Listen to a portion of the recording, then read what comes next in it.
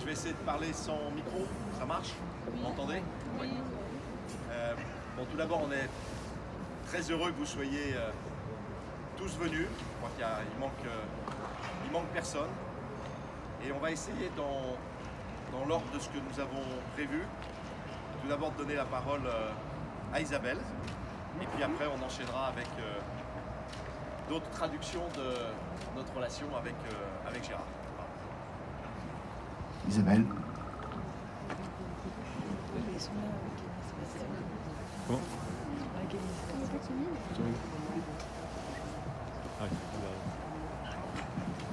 Merci d'être venu pour vous réunir tous autour de Gérard.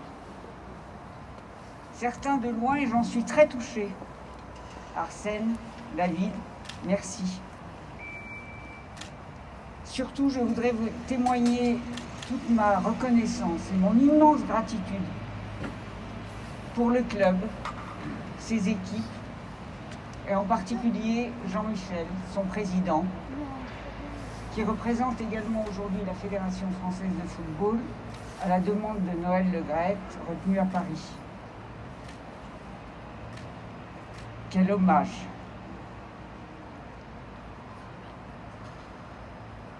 Quel hommage magnifique, si émouvant et poignant pour moi,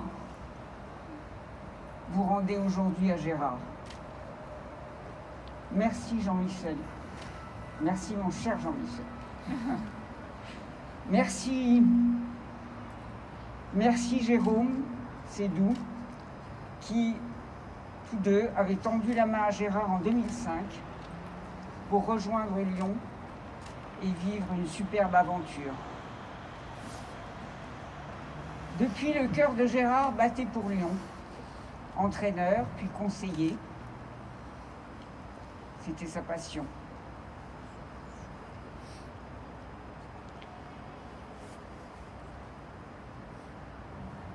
Son cœur battait au rythme de Lyon. Toujours avec une valise à la main, un portable, le téléphone à l'oreille, entre un train, un avion. Tout était prétexte. Mais il en était très très heureux. Dernièrement, il pensait de temps en temps à ralentir. Puis le lendemain, il repartait de plus belle. Trop content. Voilà. C'est merveilleux. Grâce à toi, Jean-Michel. Grâce au talent de Graf-Mat, Gérard peut continuer à veiller sur ce beau club qu'est Lyon. Merci à tous. Je suis très très touchée que vous soyez tous là. Merci de tout mon cœur.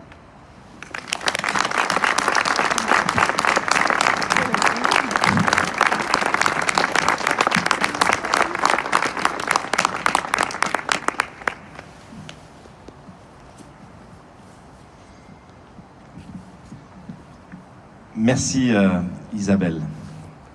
Isabelle, chers amis, je sais que nous avons tous à cœur de rendre le plus beau des hommages à Gérard. Il nous manque à tous et son absence laisse en nous un immense vide. Lorsque je vois vos visages, tout ce que nous avons construit ensemble, lorsque je me souviens de ces moments que nous avons passés avec Gérard, avec vous tous, avec d'autres, de tout ce qu'il nous a transmis, je vois bien qu'il est toujours à nos côtés. Il est notre ami, il est l'ami aussi de cette institution. Tous ceux qui ont eu la chance de le côtoyer un jour savent ce que nous ressentons ce matin. Le bonheur d'être ensemble, le bonheur de faire pour lui et avec lui ce qu'il a toujours fait pour nous et avec nous, être au contact de Gérard, tout ceci est un honneur dont on ressort grandi. Aujourd'hui, nous nous retrouvons pour inaugurer cette fresque, ainsi que le terrain d'honneur devenu Gérard Houllier. Ce sont deux symboles forts qui nous rappellent sans cesse l'immense héritage que nous devons à Gérard. Tous les jours, toutes les semaines, les champions et championnes d'aujourd'hui et de demain auront l'immense honneur de jouer sur un terrain devenu le terrain Gérard Houllier, dans un centre d'entraînement qui porte en lui son ADN et son souvenir. Gérard était un homme de terrain hors pair, un entraîneur, un éducateur et surtout une personne bienveillante et fidèle, deux qualités quelquefois rares dans le monde du football. Par son charisme et son esprit brillant, il était capable d'entraîner avec lui les joueurs, le staff et aussi les dirigeants. En 2005, nous avons choisi de faire venir à l'Olympique Lyonnais. C'était une décision collégiale avec Jérôme Sédou. Nous savions qu'il nous permettrait de franchir un cap et nous connaissons la suite. L'OL a été champion par 2 fois avec lui, avec un nombre de points record. Nous avons gagné 2 trophées de champion grâce à lui. Et surtout, l'OL est devenu une référence en Europe en participant régulièrement à la Champions League. En 2016, alors que nous venions d'inaugurer ce stade, que nous savions tous que nous avions besoin de lui pour passer une nouvelle étape, dans une nouvelle dimension, Gérard est revenu à l'Olympique Lyonnais comme conseiller, comme ami, comme dirigeant. Car l'Olympique Lyonnais est devenu, comme il l'avait souhaité, un très grand club. Il nous a poussé à réfléchir sur l'organisation technique de l'Olympique Lyonnais, sur la formation à moyen terme pour construire l'académie des années 2020, mais aussi celle des années 2030. Par la suite, il a pris notre équipe féminine sous son aile, apportant ce regard technique qui faisait de lui un ingénieur du football, pour permettre à nos joueuses de décrocher dans des conditions incertaines 2 Ligues des Champions supplémentaires. Il avait trop d'humilité pour revendiquer ces titres.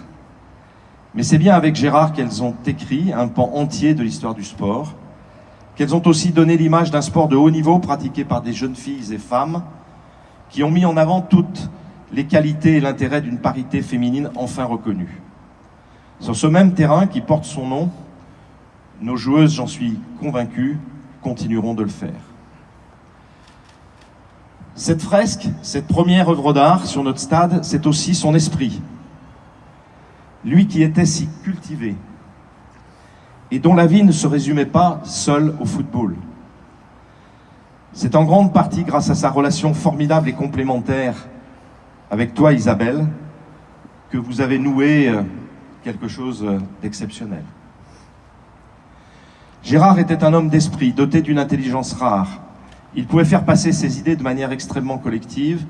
Il savait nous séduire, nous amener avec lui. Je repense à sa capacité de conseiller tous les gens que nous côtoyons. Je me souviens en particulier qu'il était venu à Beijing, à Pékin, pour conseiller un certain nombre de nos partenaires chinois. Et ses interventions dans nos clubs partenaires, où en l'espace d'une semaine, il pouvait poser un diagnostic profond de l'ensemble des écosystèmes et aussi nous apporter des solutions et apporter des solutions aux autres. Au bout de 35 ans d'activité dans le football, je me rends compte que c'est lui qui m'a appris le plus de choses dans le football. C'est aussi dans énormément de domaines en dehors du terrain, dans la manière de manager les hommes et les femmes, de dire des choses, et j'avais, il faut le dire, une confiance absolue dans Gérard. Quand nous sommes allés un peu plus tard à Seattle, ensemble, pour annoncer le rachat de notre franchise américaine, nous étions assis à côté de Megan Rapinoe, Tony Parker, devant plusieurs centaines de journalistes. Je ne voulais pas d'un traducteur. Mon anglais ne me permettait pas de m'exprimer de manière directe. C'est Gérard qui a pris le rôle au dernier moment, adaptant évidemment mon anglais, mais adaptant aussi le discours. Parce qu'il avait la perception de ce qu'il fallait dire, y compris aux États-Unis. Sur les photos que je revois toujours avec un immense plaisir, nous sommes hilars tous les deux. Nous avons tellement ri ce jour-là, et c'est vrai que ce côté souriant, drôle, je ne l'avais pas imaginé lors de nos premières rencontres. Nous avons eu tellement de fous rires durant toutes ces années passées ensemble, que ce soit dans le cadre du travail ou en vacances, quand nous partagions avec toi, Isabelle, et lui des moments magiques. Tout cela, c'était Gérard. Il nous laisse une empreinte indélébile à l'Olympique Lyonnais. Dans le cœur de tous ceux qui ont eu le privilège de le côtoyer et dont vous faites tous partie ici. Je suis heureux que vous soyez là. Je salue évidemment Arsène, David, Rachid, qui sont venus d'un petit peu plus loin que les autres. Car nous pouvons partager ensemble cet immense espoir de savoir tout ce qu'il a pu inspirer à des milliers de personnes. À notre tour, tous ensemble, nous prouvons à travers cette fresque, ce terrain, mais aussi tout son héritage, lui donner une forme de présence qui va nous aider dans notre accomplissement professionnel. Gérard, tu nous accompagnes pour toujours.